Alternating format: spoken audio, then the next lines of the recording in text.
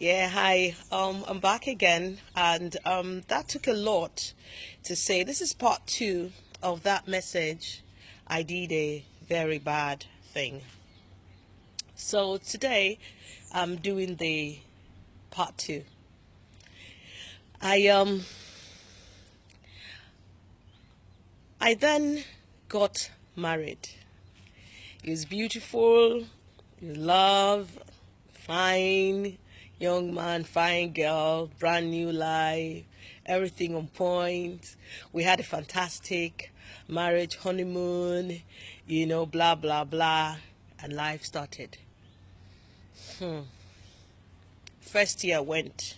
We said we don't want to have a baby in our first year. We're just gonna, you know, enjoy ourselves, enjoy our marriage. We don't want to have a baby quickly like that. Second year. Third year. Yeah.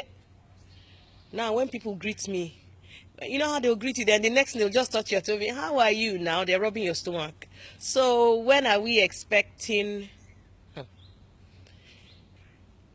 Wahala?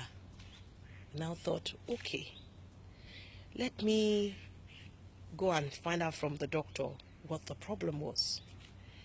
We both went to the doctor. The doctor said there was nothing wrong with my husband, and that me, story. One thing was wrong with my tubes. Yeah. All this time, I would get pregnant. After 3 or 4 months, I would lose the baby.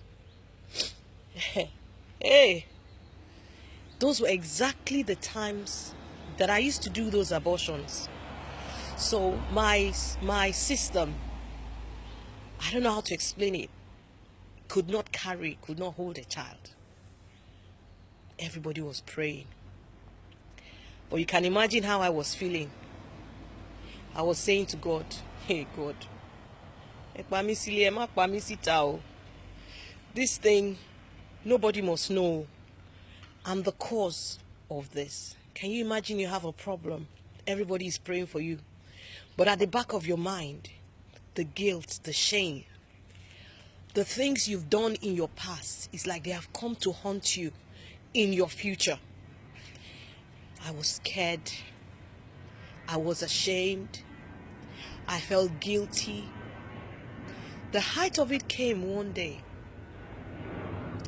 I and my husband were in bed making love. And halfway through,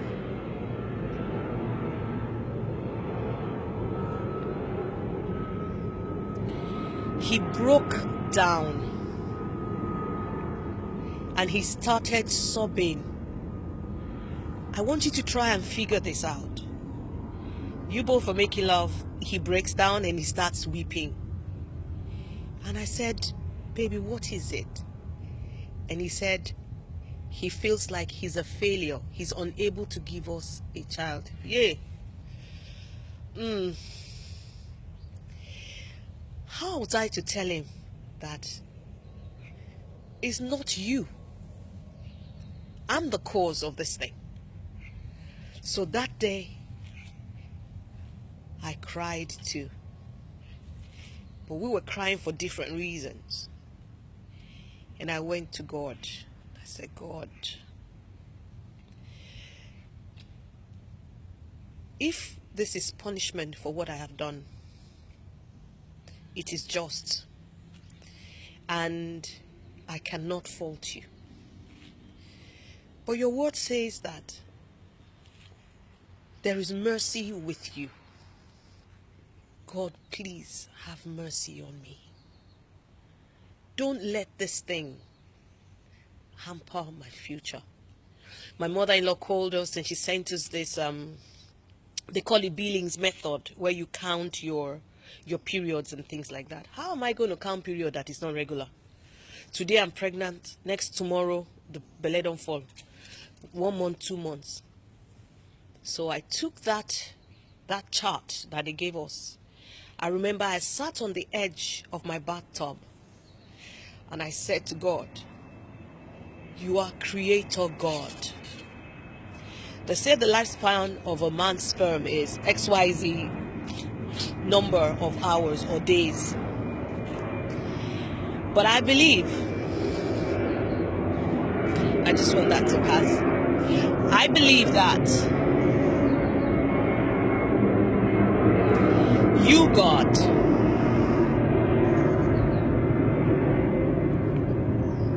if you choose, you can preserve a man's lifespan for 1,000 years. And I put that chart down and I said, I'm not counting anything again. I mean, I don't even want to begin to tell you the kind of medical procedures I had gone through. You know, the one they'll yank your tube out, they are flushing it. I cried. I wept. And that day, that was it. I just put my hands up and I said, God, if you heal me, I will be healed.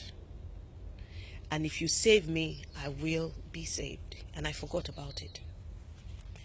And after 3 months, I didn't know my husband was counting and he knew I was pregnant. I didn't know because I wasn't even interested. Because I mean, 2-3 months, you go get a lady thing go forward. Who they count again? So I was in church one day and the pastor was like, there's a woman here, she's pregnant. She doesn't even know she's pregnant. I was laughing. I said, look at that one. Everybody's doing prophetic. You won't stay in your anointing. You want to be doing prophetic.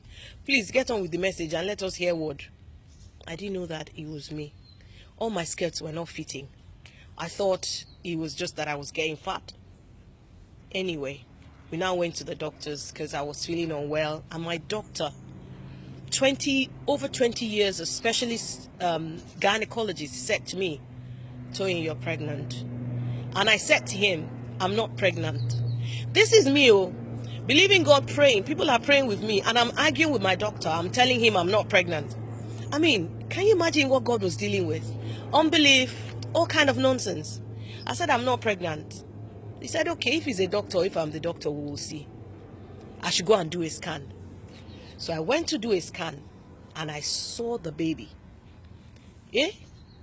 As soon as I saw the baby, I was so excited. But do you know what happened?